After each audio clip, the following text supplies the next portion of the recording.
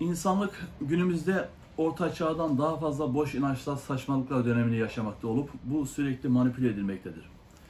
Seküler kurtuluş umudu söndürülürken buna alternatif olarak dinlerin apokaliptik yani kıyametçi versiyonları yaratıcı kaos için giderek dünyada canlandırılmaktadır küresel yönetim tarafından.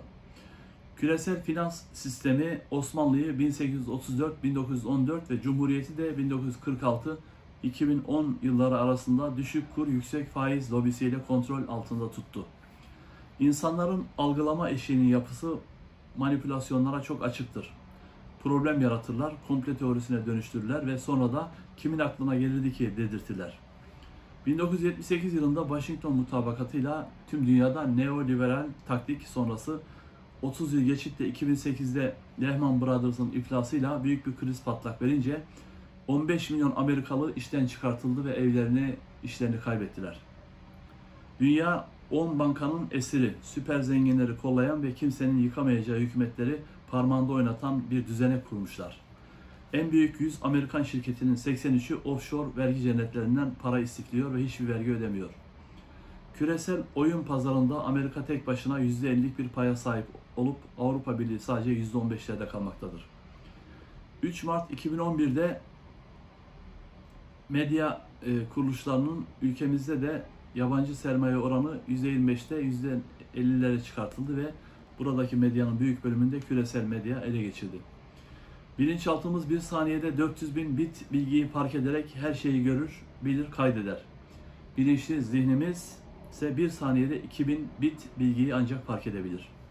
Bu kuramsal bilgilerle küresel sistem, televizyon ve medyalarla hepimizi programlayarak algı yönetimi yapmakta, adeta büyü yaparak dünyayı bu şekilde yöneterek kitleleri televizyonlarla, YouTube'larla, ekranlarla uyuşturmaktadır ve uyutmaktadır. Hollywood bilinçaltı yoluyla tek tip hazcı insan yetiştirmek, çocukları erken buluğa erdirerek cinsel içerikli uyaranlar bombardımanına tabi tutmak, her şeyi tükettikçe hiç mutlu olamayan fertlerden oluşan devasa kitleler yaratmakta ve burada hedef kitlenin alışkanlıklarını değiştirmek, korku meydana getirmek, hayal kırıklıkları yaratmak, propaganda modeli hepsi 9 dev grubun kontrolünde tüm dünya sistemi yönetilmektedir. 2013'te Amerika'da 47 milyon insan yiyecek karnesiyle karnı doyurmakta, yani aşevlerinden yemek yemekte, 20 milyon kişi işsiz ve Türkiye'de %18 insan, yani her 5 kişiden biri açlık sınırının altında bir hayat sürmeye devam etmektedir. Türkiye 12 Temmuz 1946 Amerika'dan 200 milyon dolar borç aldı ve 1979 sonunda 13,5 milyar dolar faizleriyle beraber borç sahibi olduk. 1980'de dolar 35 TL iken %100 değer kaybederek 1 dolar 70 TL'ye çıkartıldı 1980 yılında.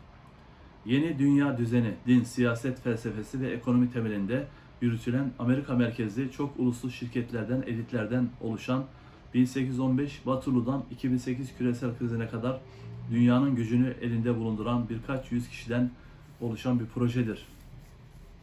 Din boyutu, Tevrat, İncil tefsirini yapan Endülüslü İbn Meymun, 1204'te ölen İbn Meymun'un siyaset felsefesi ise Alman Musevi Leo Strauss 1973'te ölmüş insanın eserlerine dayanmaktadır. Tanrı yeryüzünün bozulduğunu ve insanların yoldan çıktığını gördü ve Nuh'a dünyayı insanlarla birlikte yok edeceğim dedi ve tahta oturan bakın her şeyi yeniliyorum dedi ve yeni dünya düzeni böyle kurulmaya başlandı. Geçmiş dönemlerde de Firavunlar, İsrailoğulları diye geçen efsaneler bunu içerir. Amerika'nın devlet politikası kurucu atalarının Amerikan kimliğine yüklediği efsanelerde gizlidir. 1 vahşi batı, 2 sınır, 3 tepedeki ev, 4 belirlenmiş kader. 2003'te Irak'ı işgal ederken evangelist, Siyonist Hristiyanların şok ve dehşet askeri doktrini kullandılar ve bunu uyguladılar.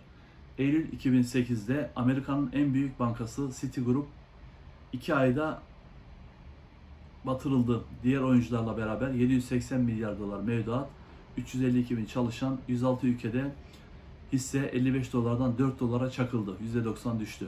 Amerikan hükümetinin son dakika müdahalesiyle 306 milyar dolar buraya enjekte edilerek bu banka kurtarıldı. Amerika, Nevada'daki ünlü Mustang çiftliği genel evinde çalışanların sayısı 2008'de %30 arttı ve yüksek maaşlı bankacılık yapan bir sürü beyaz yakalı kadın bu genel evlere düştü. Örneğin Bayan Kimberly 30 yere iş başvurusunda bulundu, sonuç alamadı ve Nevada genel evlerinde çalışmaya başladı.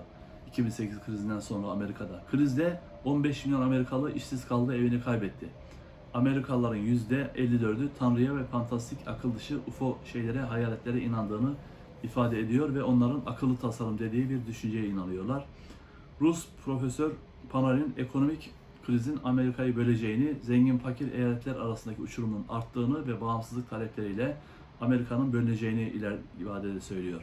Çin, Amerika'nın kamu borcunun %10'una sahip.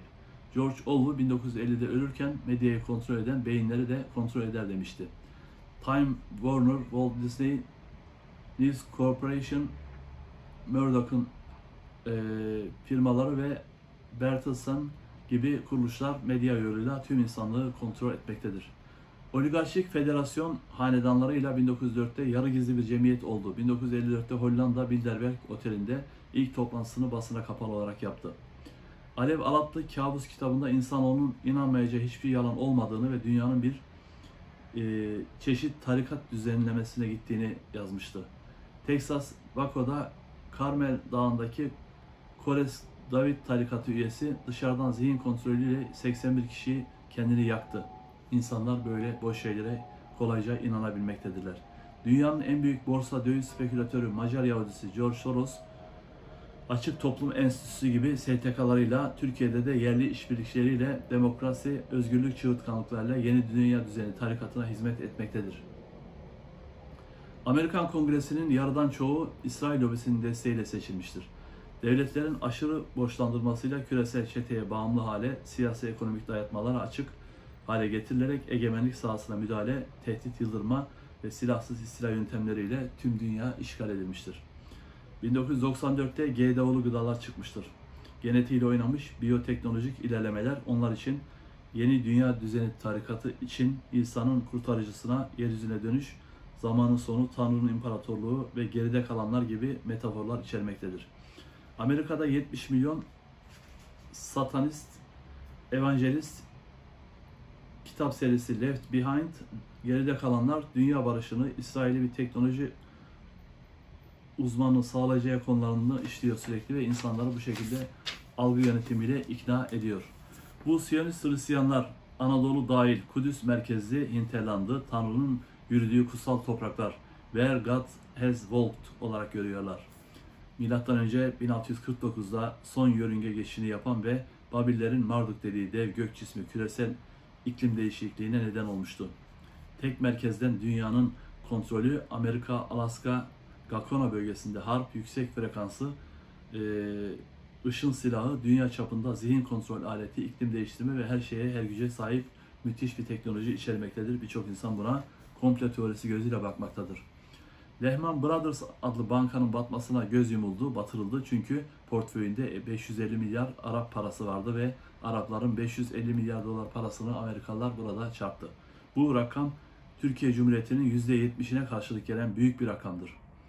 Rockefeller ve JP Morgan ortaklığı ve Chase 1 Temmuz 2004'te Amerika'nın 6. büyük bankası Bank One'ı satın aldı.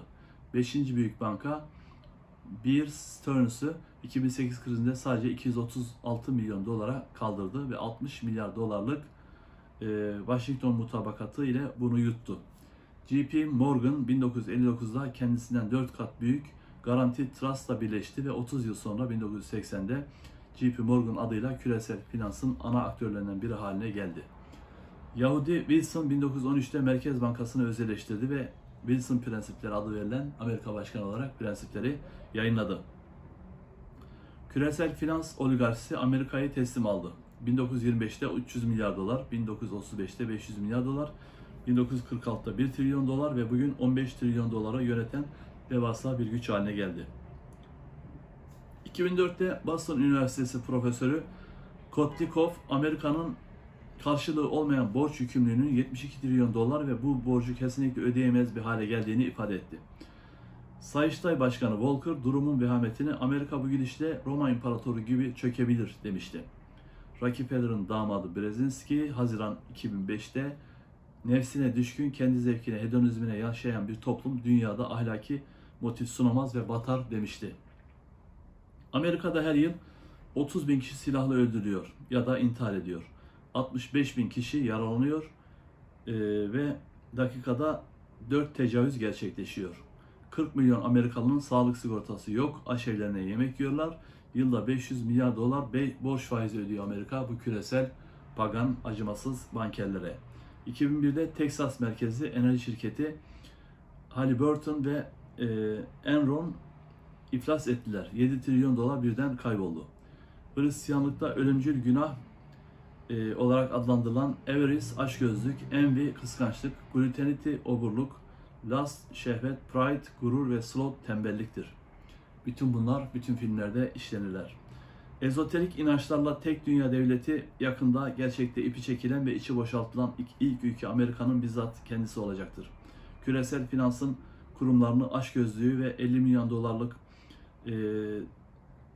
popülasyonuyla, aç insanıyla sefil bir popülasyon yarattı. 100 milyon insan da duyarsız ve cahil Amerika'da. Sadece %10'u çok iyi eğitimli, hem Amerika'yı hem de dünyayı yönetiyorlar. Türkiye'ye biçilen rol sadaka ekonomisine bağlı, duyarsızlaştırılmış, uyutulmuş, dinle uyuşturulmuş bir rıza toplumu ve tarikatlara bağlı Batı desteğiyle yaşayan, uyuşturulmuş, kendi gücünün farkında olmayan bir toplumsal yapı. Dolayısıyla burada 20 milyon küsur insan geçim derdi içerisinde çaresizliklerle debelenmektedir. Amerika'da Pentagon'un araştırma, teknoloji, propaganda 42 Ar-Ge merkezi ve laboratuvarında 10 bin bilim insanı, mühendis 1,5 milyar dolar bütçeyle gece gündüz çalışarak bu tür yeni dünya düzeni oyunlarını kurgulamaya devam etmektedirler. Dolayısıyla burada Amerika'nın dünyadaki gücü, 100 yıllık hegemonyası artık 2030'ların